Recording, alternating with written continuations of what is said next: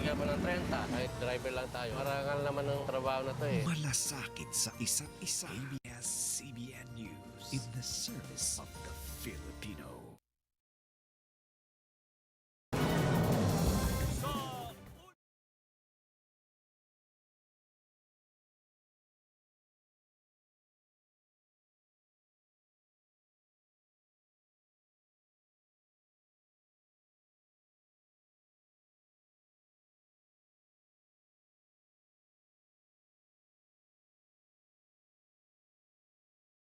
Sa Cavite, nasira! Bilangan ng boto aarangkada na kung sino ang nangunguna, tutukan live! Kandidato sa pagka-mayor ng Quezon City na si Congressman Bingbong Crisologo at anak niya inaresto matapos manong mangialam sa operasyon ng pulis kaugnay ng vote buying. At ilang artista nakisa sa halalan pero may nagkaproblema sa pagboto.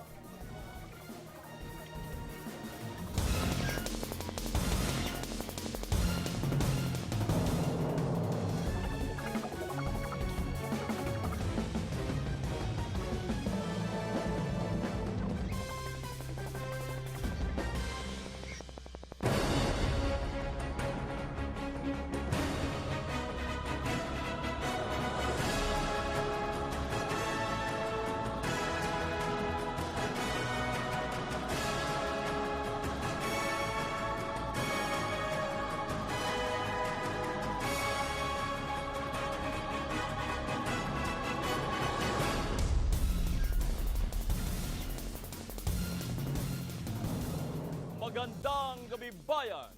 May pumasok na pong resulta ng halalan sa senatorial race.